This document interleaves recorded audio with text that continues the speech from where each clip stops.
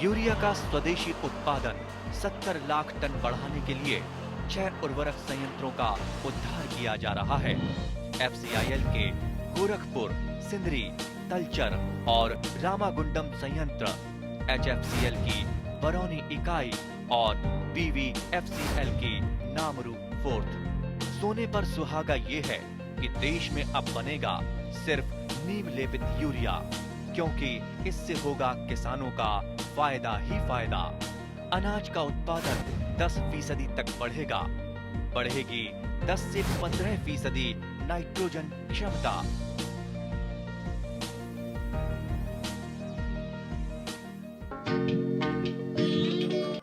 ভিন্ন প্ৰকাৰৰ ৰবি শস্যৰ ভিতৰত অন্যতম এবিধ প্ৰধান শস্য হৈছে আলু। অসমত প্ৰায় 1 লাখ হেক্টৰ মাটিকালি সামৰি আলু খেতি কৰা হয় যদিও অসমত উৎপাদিত আলুৰে বছৰটোৰ 4 পৰা 5 মাহে জুৰে। বাকী সময়ছোৱাৰ বাবে ৰাজ্যৰ বাহিৰৰ পৰা আলু ক্ৰয় কৰি ঘাটি পূৰণ কৰিবলগীয়া হয়। ইফালে একেলগে চপোৱা আলুৰে বজাৰ উভৈনদী হৈ পৰাৰ ফলত আলু খেতিয়কসকল উপযুক্ত বজাৰ মূল্যৰ পৰা বঞ্চিত হ'বলগীয়াত পৰে। আনকি ৰুবৰ বাবে প্ৰতি কিলোগ্ৰাম আলু 20 পৰা 25 টকাত ক্ৰয় কৰি বিক্ৰীৰ সময়ত কৃষকসকলে 4 পৰা 6 টকাত পাবলগীয়া হোৱাটো এক সাধাৰণ কথা। অসমত ইতিমধ্যে আলুৰ মূল্য সংযোজন ঘটাই চিপছ, কুৰকুৰি আদি প্ৰস্তুত কৰিব পৰাকৈ কেইবাটাও সংসাধন উদ্যোগৰ সংযোজন হৈছে। কোম্পানীসমূহে স্থানীয়ভাৱে নিৰৱচ্ছিন্নভাৱে প্ৰয়োজনীয় আলু যাতে স্থানীয়ভাৱে পাব পাৰে তাৰ বাবে হাতত লৈছে চুক্তিবদ্ধ কৃষি ব্যৱস্থা। আলু খেতিৰ কণ্ট্ৰেক্ট ফাৰ্মিং সম্পৰ্কে দৰং জিলাৰ উদ্যান শস্য সমন্বয়ক মুস্তাফা গুলেন আহমেদে এনেদৰে কয়। আলুৰ ক্ষেত্ৰত কি কি আপোনাৰ টেকনলজি দিব খুজিছে? মানে আপুনি উল্লেখ কৰিছে, তথাপিতো অকণমান ভেৰাইটিৰ কথা কওকচোন। কি কি ভেৰাইটি? প্ৰথমতে আমি ভেৰাইটিৰ ক্ষেত্ৰত আমাৰ আগতেতো অকল খোৱা আলুৰ ক্ষেত্ৰতে কৰিছিলে। বিশেষকৈ উদ্যোগৰ ক্ষেত্ৰত যিখিনি আমাৰ বিশেষকৈ আমাৰ পেপচিকো হওক বা ক্ৰিছলে হওক, তেওঁলোকৰ যিখিনি আপোনাৰ চিপছ প্ৰডাকশ্যন কৰে বা আলু ভুজিয়া প্ৰডাকশ্যন কৰে, সেইবিলাকৰ ক্ষেত্ৰত মানে যিটো কেঁচা মালৰ প্ৰয়োজন হয়, তাৰ কাৰণে আমাৰ আলুৰ যিখিনি জাত ব্যৱহাৰ কৰি আছে কৃষকসকলে, যেনে কুফৰি, জ্যোতি বা অন্য ধৰণৰ যিখিনি কৰি আছে, তাতে শৰ্কৰাৰ পৰিমাণটো যথেষ্ট বেছি থাকে। সেইকাৰণে কিছুমান জাত বিশেষকৈ চিপচোনা বুলি কয়, কুফৰি চিপচোনা বা চিপচোনা 3 আমাৰ ইয়াতে ব্যৱহাৰ কৰিছোঁ, কৃষকসকলক দিছোঁ। লগতে আপোনাৰ লেডি ৰজেটা বুলি এটা ভেৰাইটি আছে, লেডি ৰজেটাটো আমাৰ ইয়াতে কৰা হৈছে। গতিকে আমি আমাৰ যিখিনি আৰু কুফৰি পোখৰাজ আমাৰ ব্যৱহাৰ কৰা হৈছে, কুফৰি হিমালিনী আমি ইয়াতে কৃষকসকলক দেখুওৱা হৈছে। গতিকে সেয়া ক্ষেত্ৰত আপোনাৰ আটলান্টা বুলি আৰু এটা ভেৰাইটি আছে, সেইটোৰ ক্ষেত্ৰতো মানে কৃষকসকলে ভাল ফলাফল পাইছে। আৰু আমি বিশেষকৈ ইয়াৰ যিখিনি প্ৰডাকশ্যন হৈছে, সেই প্ৰডাকশ্যন হোৱা আলুখিনি যাতে আমি সেই কোম্পানীবিলাকৰ লগত লিংকেজ কৰি দিবৰ কাৰণে আমি চেষ্টা কৰিছোঁ, যাতে কৃষকসকলে অকল খোৱা আলুৰ কাৰণে যিটো আগতে কৰি আছিল সেইটো নকৰি পেলাই তেওঁলোকে এটা বাল্ক মানে আপোনাৰ প্ৰডাকশ্যন কৰি পেলাই যাতে কোম্পানীক যোগান ধৰিব পাৰে আৰু কৃষকসকলে ডাইৰেক্টলি মুনাফা মানে লাভ পাবলৈ সক্ষম হয়, সেই ক্ষেত্ৰত আমি কাম কৰি গৈ আছোঁ। আৰু এই ক্ষেত্ৰত এইবাৰো আমাৰ এপাৰ্টৰ ফালৰ পৰা আমাৰ ক্ষুদ্ৰ উদ্যোগ গঢ়ি তোলাৰ কাৰণে আমাৰ ভেলু চেইন স্কুল কিছুমান আমাৰ ইয়াতে দৰং জিলাত 5খন আমাৰ কৰা হৈছে। তাতে এটা এটা গ্ৰুপত আমি মানে আলু চিপছ প্ৰডাকশ্যন কৰিবৰ কাৰণে আমি মেচিনাৰীও যোগান ধৰা হৈছে। আৰু সেই মেচিনখিনি ব্যৱহাৰ কৰি পেলাই কৃষকসকলে তেওঁলোকে নিজৰ আলুখিনি প্ৰডাকশ্যন কৰি তেওঁলোকে চিপছ বনাই পেলাই বিক্ৰী কৰিব পৰাৰ কাৰণে যিখিনি টেকন'লজিৰ প্ৰয়োজন হয় বা যিখিনি কাৰিকৰী তেওঁলোকক জ্ঞান লাগে, সেইখিনি আমাৰ পাৰ্ট আঁচনিৰ ফালৰ পৰা তেওঁলোকক আমি দিয়া হৈছে। এতিয়া আপুনি বিভিন্ন ধৰণৰ ভেৰাইটিৰ কথাটো আপুনি ক'লে, কণ্ট্ৰেক্ট ফাৰ্মিঙৰ কথা এটা আপুনি কৈছিলে। হয়, এই কণ্ট্ৰেক্ট ফাৰ্মিংটো দৰং জিলাত হৈছেনে, আহিছেনে মানুহ আগবাঢ়ি? হয় হয়, নিশ্চয় আহিছে। আমাৰ ইয়াতে আমাৰ কণ্ট্ৰেক্ট ফাৰ্মিঙৰ ক্ষেত্ৰত প্ৰথমতে অলপ সকোজা আছিলে কৃষকসকলৰ, যাতে আমি কৃষকসকলে ভাবে যে আমি কম দাম পাম নেকি বা আমাৰ যিখিনি খেতি কৰিছোঁ, খেতি কৰাখিনি বস্তুখিনি তেওঁলোকে নল'ব নেকি, তেনেকুৱা ধৰণৰ এটা বিভিন্ন মানে সকোজা এটা আছিলে। কিন্তু কৃষকসকলৰ সুবিধা হোৱাকৈ আমি যিখিনি কোম্পানী আছে তেওঁলোকৰ লগত কথা পাতিছোঁ, তেওঁলোকেও কৃষকসকলক উচিত মূল্য দিবৰ কাৰণে আগবাঢ়ি আহিছে। আৰু বজাৰ মূল্যত যাতে তেওঁলোকে যদি বজাৰ মূল্য কিবা কাৰণত কমিও যায়, যিটো কণ্ট্ৰেক্ট তেওঁলোকে ভেলু যিখিনি এমাউণ্ট ঠিক কৰা হয়, যিমান দামত তেওঁলোকে এগ্ৰিমেণ্ট চাইন কৰে সেই দামতে তেওঁলোকে ল'বৰ কাৰণে আগ্ৰহী হৈছে আৰু ইতিমধ্যে আমি দৰং জিলাৰ 2-এটা ঠাইত আমি অলৰেডি কৃষকৰ লগত অলৰেডি যোৱা বছৰ আমি কৰা হৈছিলে কণ্ট্ৰেক্ট ফাৰ্মিঙৰ ক্ষেত্ৰত তেওঁলোকে যথেষ্টখিনি লাভালাভ পাবলৈ সক্ষম হৈছে মানে কণ্ট্ৰেক্ট ফাৰ্মিঙৰ কাৰণে কৃষকসকলে এতিয়া মানে ডিপাৰ্টমেণ্টৰ সহায় নোহোৱাকৈ নিজে কৰিব পৰা হৈছে প্ৰথমতে কোন কোম্পানীৰ লগত আগবাঢ়ি আহিছে কোন কোম্পানী বিশেষকৈ আমাৰ ইয়াতে দৰং জিলাত বিশেষকৈ ক্ৰিছলে কোম্পানী আহিছে আৰু এতিয়া পেপচিকো আৰু লগতে হালদিগ্ৰামৰ লগতো আমাৰ মানে কথা চলিছে গতিকে কৃষকসকলে প্ৰথমতে আমাৰ ডিপাৰ্টমেণ্টৰ আমাৰ বিভাগীয় বিষয়াসকলত প্ৰথমতে আলোচনা কৰিছিল কিন্তু যোৱা বছৰ যিহেতু তেওঁলোকে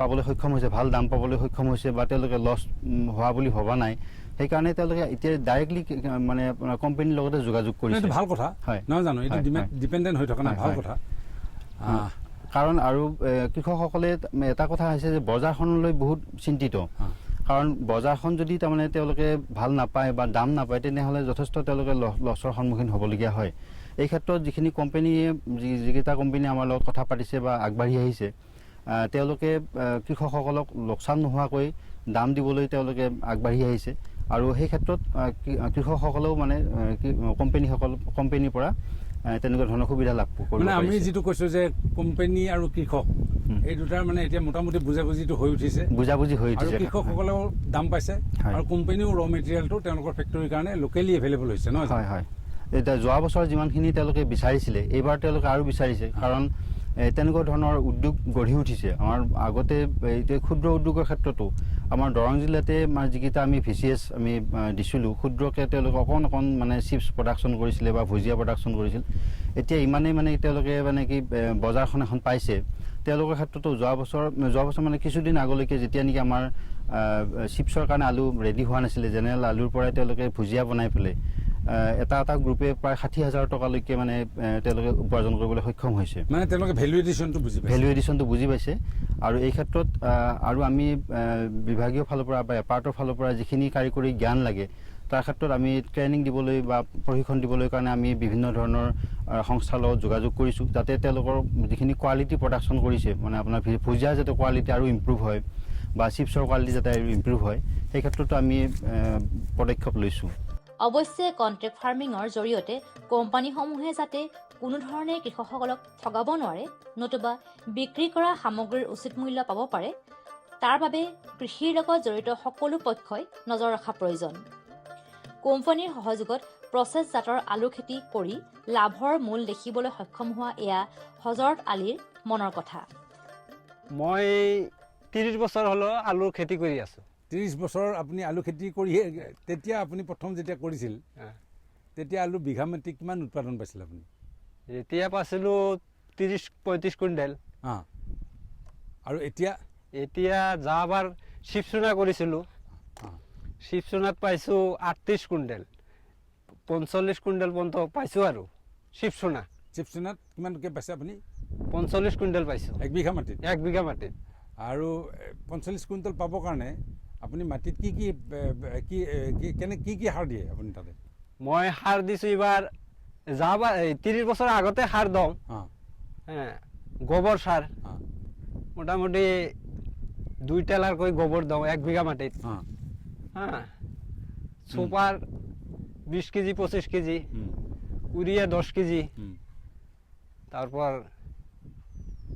পটাশ 20 কেজি বিঘাত পাৰ বিঘাত ডিএপি 20 কেজি এনেকৈ দি ফেলে মই খেতি কৰো 1 বিঘা মাটিত আলু কেই কুইণ্টেল লগায় আপোনালোকে 1 বিঘা মাটিত আলু লগাও মোটামুটি 4 প্যাকেট 5 প্যাকেট মানে 2.5 কুইণ্টেল 2 কুইণ্টেল 2.5 কুইণ্টেল 3 কুইণ্টেল লগাও 3 কুইণ্টেল তাৰমানে যেটো বজাৰত বিক্ৰী হয় এই বেলেগ জাতৰ আলু এইবিলাক 3 কুইণ্টেল লাগে আৰু 3 কুইণ্টেল লগালে আপুনি 45 কুইণ্টেল 48 কুইণ্টেল আলু যোৱাবাৰ পাইছে যোৱাবাৰ পাইছো না যোৱাবাৰ পাইছো মোটামুটি 2.5 কুইণ্টেল আলু লগাই ফেলে 45 কুইণ্টেল আলু পাইছো 2.5 কুইণ্টেল লগাই 45 কুইণ্টেল পাইছে 1 বিঘা মাটিৰ আলু খেতি কৰোঁতে আপোনাৰ খৰচ কিমান হয় 1 বিঘা মাটি খেতি কৰোঁতে খৰচ মোটামুটি 20,000 টাকা মান হয় কিহত খৰচ হয় কওকচোন গোবৰত হয় সাৰত হয় এইবিলাক আবাৰ ওষুধ আছে মোটামুটি ডাইথিন বা মাস্টাৰ ৰেডুমেল এইবিলাক মাৰবা লাগে আৰু লেবাৰ আছে, সেইকাৰণে 20,000 টকা মান খৰচ হয়। আটাইতকৈ বেছিকৈ কিহত খৰচ হয়? তাতকৈ বেছি খৰচ হয় এই যে ৰেডুমেল মাৰিলে পচকাৰী লাগিলে তাত বেছি খৰচ হয়। ঔষধত বেছি খৰচ হয়, ঔষধত বেছি খৰচ হয়, বীজত। আচ্ছা, তাৰপিছত যেতিয়া বিক্ৰী কৰিব হয় কেইমাহ লাগিব? পথাৰত কেইমাহ থাকিব লাগিব? মোটামুটি 90 দিন থাকিব লাগে। 90 দিনত আপুনি উঠাব পাৰিব? উঠাব পাৰিম। আচ্ছা, 3 মাহত উঠাব পাৰিব? 3 মাহত উঠাব পাৰিম। 1 বিঘা মাটিত কিমান উৎপাদন হ'ব? আপুনি 48 কুইণ্টেল 50 কুইণ্টেল কৈ দিলে, বিক্ৰী দামটো কিমান হ'ব তেতিয়া? বিক্ৰীটো যোৱাবাৰ তাৰমানে আমি এই চিপচুনা যে কৰিছিলোঁ, সিহঁতো মোক দাম দিছে 15 টকা, কিন্তু বজাৰত বিক্ৰী হৈছে 6 টকা 7 টকা। তাৰমানে বজাৰত যেতিয়া 6 টকা থাকে তেতিয়া আপুনি 15 টকাকৈ পায় আপুনি তাতে কোম্পানীৰ পৰা? কোম্পানীৰ পৰা 15 টকা দিছে মোক। তাৰমানে আপুনি কোম্পানীক দিয়াটো ভাল বুলি ভাবে নেকি? কোম্পানীক দিয়াটো ভাল, মানে দামটো বেছি পায়? দামটো বেছি পালোঁ। আৰু বজাৰখন একেবাৰে নিশ্চিত হৈ আছে ন? বজাৰটো একদম বেয়া হৈ গ'ল। নাই, বজাৰটো আপোনাৰ ঘৰৰ পৰা লৈ যায় নে ক'ৰ পৰা লৈ যায় আলুটো? না, মোৰ ঘৰৰ পৰাই লৈ গৈছে যোৱাবাৰ।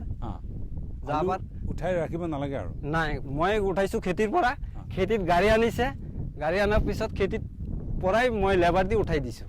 ক'ত জোখে নি? জুখিছে এই ব্ৰিজ কাটা। ব্ৰিজ কাটাত জুখি লৈ গৈছে?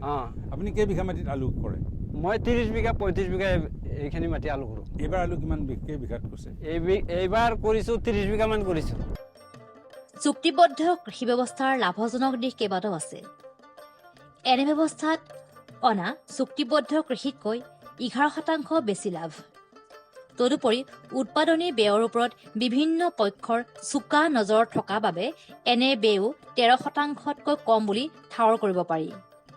খেতিডৰাৰ পৰা মুঠ লাভালাভৰ মাত্ৰা হিচাপ কৰিলে দেখা যায় যে চুক্তিবদ্ধ কৃষিত 50% বেছি লাভ হোৱা দেখা যায়। এনে ব্যৱস্থাত ব্যক্তিগত কোম্পানীসমূহে পোনপটীয়াভাৱে কৃষিকৰ্মত বিনিয়োগ কৰে আৰু কৃষকসকলৰ লগত বুজাবুজিৰ মাধ্যমত উৎপাদিত সামগ্ৰীৰ মূল্য নিৰ্ধাৰণ কৰে। সাধাৰণ কৃষক একোজনৰ বাবে বজাৰ দখল কৰাটো এটা ডাঙৰ সমস্যা। এনে ক্ষেত্ৰত চুক্তিবদ্ধ কৃষিত কোম্পানীসমূহে এখন নিশ্চিত বজাৰৰ সন্ধান দিয়াই নহয়, কৃষকসকলক পথাৰতেই বিক্ৰী কৰাৰ সুবিধাৰ সৃষ্টি কৰে। আপোনাৰ নামটো কওকচোন। মমতাজ খাতুন। আপুনি কিমান বিঘা মাটিত আলু খেতি কৰিছে? বৰ্তমান আমি 2 বিঘা মাটিত আলু কৰিছোঁ। কি জাতৰ আলু কৰিছে? এইবাৰ চিপচোনা। আগতে কোনটো জাত কৰিছিল? আগতে চিপচোনা কৰিছিলোঁ। যোৱাবাৰ কিমান বিঘাত কৰিছিলে? যোৱাবাৰ 2 বিঘাত কৰিছিলোঁ। যোৱাবাৰৰ উৎপাদন কিমান পালে আপুনি? 42 কুইণ্টেল পাইছোঁ আৰু বিঘাই প্ৰতি? হয়। আৰু দাম কেনেকুৱা পাইছিলে?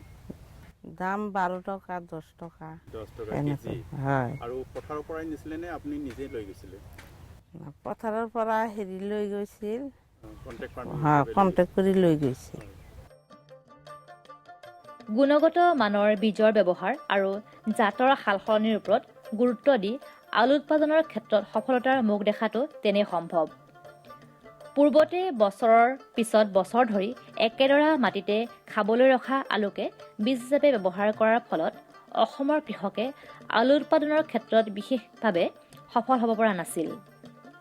কুফ্ৰিজ্যোতি, কুফ্ৰি সূৰ্যমুখী তথা থলুৱা আলুৰ ওপৰত নিৰ্ভৰশীল কৃষকসকলে এতিয়া বীজাণুমুক্ত নতুন নতুন আলু বীজৰ প্ৰতি আকৰ্ষিত। সাধাৰণ কৃষকসকলে বুজি উঠিছে খোৱা আলু আৰু সংসাধন উদ্যোগত ব্যৱহৃত আলুৰ পাৰ্থক্যৰ কথা। কুফ্ৰি, পোখৰাজ, হিমালিনী, চুৰিয়া, মোহন, খ্যাতি, চিপচোনা, এলাৰ আদি জাতৰ নাম এতিয়া কৃষকৰ মুখে মুখে। তেওঁলোকে বুজি উঠিছে যে গুণগত মানৰ বীজ ব্যৱহাৰ কৰি আলুৰ উৎপাদন দুগুণলৈ বৃদ্ধি কৰাটো তেনেই সম্ভৱ। নতুন জাত ন প্ৰযুক্তিৰ সমাহাৰত অসমত আলু খেতিৰ ক্ষেত্ৰত দেখা গৈছে এক নতুন প্ৰতিচ্ছবি। অসমত আলু খেতি কৰা মাটিৰ পৰিমাণ সীমাবদ্ধ ৰাখিও উৎপাদন বৃদ্ধিৰ ক্ষেত্ৰত থকা সম্ভাৱনীয়তাক বাস্তৱ ৰূপ দিবলৈ ইতিমধ্যে আলুৰ লগত জড়িত সকলো কৰ্তৃপক্ষ উঠি পৰি লগা পৰিলক্ষিত হৈছে। বহিৰাজ্যৰ ওপৰত নিৰ্ভৰশীল নোহোৱাকৈ অসমতে কিদৰে আলুৰ বীজ উৎপাদন কৰিব পাৰি তথা আলু উৎপাদন আৰু সংৰক্ষণ আদি সকলোবোৰ দিশ সামৰি সোধাত উদ্যান শস্য সঞ্চালকালয়ৰ উদ্যান শস্য বিশেষজ্ঞ দেৱাশিষ শৰ্মাই এনেদৰে কয়। আলু খেতিৰ সম্ভাৱনীয়তা দিনক দিনে বাঢ়ি গৈ আছে। আগে যিটো গতিত আছিলে ধৰক আপোনাৰ আলু মানুহৰ এটাই ভেৰাইটি জ্যোতি পোখৰাজ বুলি দুটাই চিনি পাইছিলে। এতিয়া নতুন নতুন প্ৰজেক্টৰ থ্ৰু দিয়ে কওক আপোনাৰ গভৰ্ণমেণ্টৰ ফালৰ পৰা এটা এপাৰ্ট বুলি প্ৰজেক্ট চলি যিটো ৱৰ্ল্ড বেংকৰ প্ৰজেক্ট আছে তাৰ থ্ৰু দি বহুতখিনি আলুৰ মানে নতুন নতুন এৰিয়াত আৰু নতুন ভেৰাইটি টেকন'লজি ইম্প্ৰুভমেণ্টৰ থ্ৰু দি যথেষ্টখিনি আলুৰ মানে আমাৰ যিটো ট্ৰেডিশ্যনেলি কয় বোলে আলু ইমানেই হয় মোন হিচাপত সেই তেনেকুৱাৰ পৰা এটা চেঞ্জ হয় আমাৰ প্ৰজেক্টতে যিখিনি কৰিছে এতিয়া মিনিমাম 25 টন পাৰ হেক্টৰ হিচাপলৈকেও বহুতখিনি কিছুমান বহুত জেগাত পোৱা হৈছে। এনেই যিটো আগৰ 10 টন যিটো হেক্টৰৰ যিটো হিচাপ আছিলে তাতকৈ যথেষ্টখিনি বাঢ়িছে।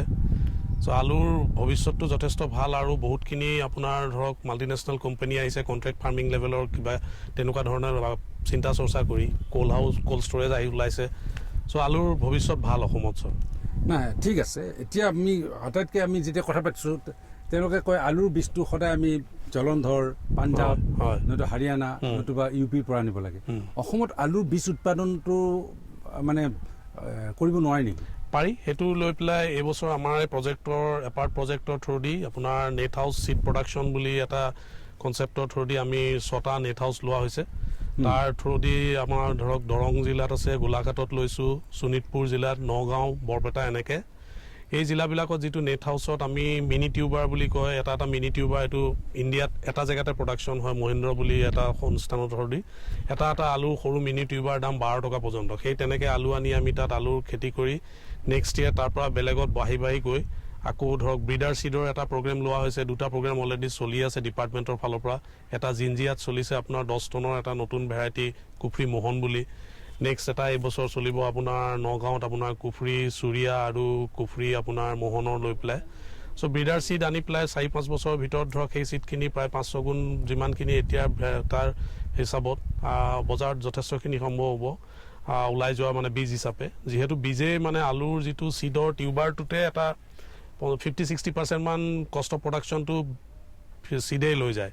চ' সেই চিডটো যদি আমি লোকেলি এভেইলেবল কৰাব পাৰোঁ যথেষ্ট এটা সকাহ পাব খেতিয়কে। আমাৰ সেইটো উদ্দেশ্য লৈ কৰা হৈছে, হ'ব বুলি আশা কৰিছোঁ। ভাৰত চৰকাৰৰ প্ৰতিটো প্ৰয়াস কৃষকৰ প্ৰগতিত দি আছে এটা নতুন বিশ্বাস। দেশৰ কৃষকসকলৰ প্ৰতি সমৰ্পিত ভাৰত চৰকাৰে বিশেষকৈ উত্তৰ পূৰ্বাঞ্চল আৰু আন্দামান নিকোবৰ দ্বীপপুঞ্জৰ কৃষি অঞ্চলৰ বিকাশৰ বাবে নতুন প্ৰগতিশীল পদক্ষেপ লৈছে, যাৰ দ্বাৰা কৃষকসকলে দ্ৰুত গতিত উন্নতি কৰি আছে। কৃষি অঞ্চলৰ বিকাশৰ গতি অব্যাহত ৰাখি মাননীয় প্ৰধানমন্ত্ৰী শ্ৰী নৰেন্দ্ৰ মোদী ডাঙৰীয়াৰ নেতৃত্বত ভাৰত চৰকাৰে এক দূৰদৰ্শী নিৰ্ণয় লৈ দেশত ৰাষ্ট্ৰীয় খাদ্য তেল মিছন অইল পামৰ আৰম্ভণি কৰিছে, যাৰ দ্বাৰা উত্তৰ পূৰ্বাঞ্চলৰ ৰাজ্যসমূহ আৰু আন্দামান নিকোবৰ দ্বীপপুঞ্জৰ কৃষকসকলৰ বিশেষ লাভ হ'ব। পুঁজিৰ বিনিয়োগত বৃদ্ধি পাব, খোৱা তেলৰ আমদানিৰ ওপৰত নিৰ্ভৰ কৰাটো কম হ'ব আৰু ৰোজগাৰৰ সুবিধা সৃষ্টি হ'ব। খোৱা তেলত আত্মনিৰ্ভৰশীলতাৰ বাবে এতিয়া ৰাষ্ট্ৰীয় খাদ্য তেল মিছন অইল পামৰ সংকল্প লোৱা হৈছে। নৰ্থ ইষ্ট আৰু আন্দামান নিকোবৰ দ্বীপপুঞ্জ এনেকুৱা অঞ্চল য'ত সহজে পামৰ খেতি কৰিব পৰা যায়। পাম অইলৰ উৎপাদন হ'ব পাৰে। এই মিছনৰ অধীনত অইল পামৰ অঞ্চল আৰু উৎপাদন বঢ়োৱাত জোৰ দিয়াৰ বাবে চৰকাৰে 11,000 কোটি টকাৰো অধিক সাহায্য ৰাখি নিৰ্ধাৰিত কৰিছে। মিছনৰ অধীনত চৰকাৰে অইল পামৰ খেতিৰ বাবে ৰোপণ আদিৰ সহায়ত বৃদ্ধি ঘটাই পূৰ্বতে পাবলগীয়া প্ৰতি হেক্টৰত 12,000 টকাৰ পৰা বঢ়াই প্ৰতি হেক্টৰত 29,000 টকা কৰি দিছে। পুলি ৰোপণ সামগ্ৰীৰ অভাৱ দূৰ কৰাৰ বাবে বীজৰ উৎপাদন কৰাৰ বাবে বাগিচাকো সাহায্য প্ৰদান কৰা হ'ব, যাৰ অধীনত প্ৰতি হেক্টৰ ক্ষেত্ৰফলৰ অইল পামৰ উদ্যানৰ বাবে 1 কোটি আৰু নাৰ্চাৰী বিকাশৰ বাবে 50 লাখ টকাৰ ব্যৱস্থা আছে। 30 বছৰীয়া পুৰণা বাগিচাৰ পুনৰুদ্ধাৰৰ বাবে প্ৰতি পুলিত 250 টকাৰ এককালীন অনুদান দিয়া হ'ব। উত্তৰ পূৰ্বাঞ্চল আৰু আন্দামানৰ বিশেষ সাহায্যৰ অধীনত তাৰ অঞ্চলৰ গাঁথনি, জলবায়ু আৰু অন্য পৰিস্থিতি অনুসৰি বিভিন্ন দিশত যেনে হাফ মুন টেৰেছত প্ৰতি হেক্টৰত 4,000 টকা, জেওৰা, বায়'ফেন্সিং তথা লেণ্ড ক্লিয়াৰেন্সৰ বাবে প্ৰতি হেক্টৰত 7,000 টকা আৰু একত্ৰিত খেতিৰ বাবে প্ৰতি হেক্টৰত 10,000 টকাৰ ব্যৱস্থা আছে। প্ৰাৰম্ভিক 4 বছৰৰ সময়ত ৰক্ষণাবেক্ষণ আৰু অন্তৰ্ফচলৰ বাবে প্ৰতি হেক্টৰত 50,000 টকাৰ ব্যৱস্থা আছে। কৃষকৰ বাবে ৰোজগাৰৰ সুবিধা সৃষ্টি কৰা আৰু উদ্যোগসমূহক উদগনি জনোৱাৰ বাবে 5 মেট্ৰিক টন প্ৰতি ঘণ্টা ক্ষমতাযুক্ত নতুন পাম অইল মিছনৰ প্ৰতি গোটৰ বাবে 5 কোটি টকালৈকে অনুদানৰ ব্যৱস্থা আছে আৰু ক্ষমতাত বৃদ্ধি পালে অতিৰিক্ত ধনৰাশিৰো বিকল্প আছে। আমাৰ দৰে কৃষকৰ অইল পাম মিছনৰ পৰা বহুত আশা আছে।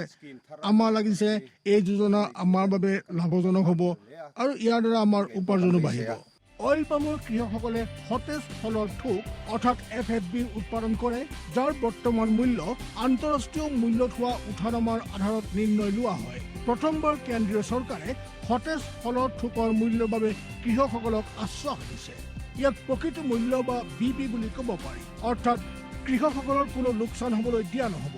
এই ব্যৱস্থাৰ দ্বাৰা কৃষকসকলৰ বজাৰৰ মূল্য উঠানামাৰ পৰা সংৰক্ষণ প্ৰাপ্ত হ'ব। প্ৰকৃত মূল্য BP নিৰ্ধাৰণ কৰাৰ আৰম্ভণি 1 নৱেম্বৰৰ পৰা হ'ব আৰু অহা বৰ্ষৰ 31 অক্টোবৰলৈকে অব্যাহত থাকিব। ইয়াক অইল পাম বৰ্ষ বুলি কোৱা হ'ব। ইয়াৰ দ্বাৰা উত্তৰ পূৰ্বাঞ্চলৰ ৰাজ্যসমূহ আৰু আন্দামান নিকোবৰ দ্বীপপুঞ্জত খেতি বৰ ভাল হ'ব আৰু কৃষকসকলে আনন্দৰ হাঁহি মৰাৰ এটা নতুন কাৰণ পাব। किसान भाइयों गांठ बांध लो, गांठ बांध लो, बात बहुत है काम की, समृद्धि के पैगाम की। मिट्टी के मिजाज को समझो, मिट्टी के हर राज को समझो, मिट्टी की तुम जांच कराओ, मुफ्त सॉइल हेल्थ कार्ड ले जाओ। कभी मुनासिब बीज लगाओ, सही किस्म की खाद ले आओ, जितनी जरूरी उतनी डालो, सही मात्रा खुद पहचानो, इसको अपना मंत्र बना लो, मिट्टी की सेहत तो जानो। बात बहुत है काम की, कम लागत अधिक वरदान की, किसान भाइयों गांठ बांध लो। आज ही मिट्टी की जांच कराएं, राज्य सरकार के कृषि अधिकारी से संपर्क करें और मुफ्त में सॉइल हेल्थ कार्ड पाएं। कृषि और किसान कल्याण मंत्रालय द्वारा किसान हित में কৃষকসকলৰ বিভিন্ন সমস্যাৰ সমাধানৰ লগতে শেহতীয়া প্ৰযুক্তি আৰু প্ৰয়োজনীয় আনুষংগিক দিশৰ বিষয়ে জানিবৰ বাবে চাবলৈ নাপাহৰিব কৃষি দৰ্শন। প্ৰচাৰিত হয় প্ৰতি সোমবাৰৰ পৰা শুকুৰবাৰলৈ সন্ধিয়া 5:30 বজাৰ পৰা 6 বজালৈ।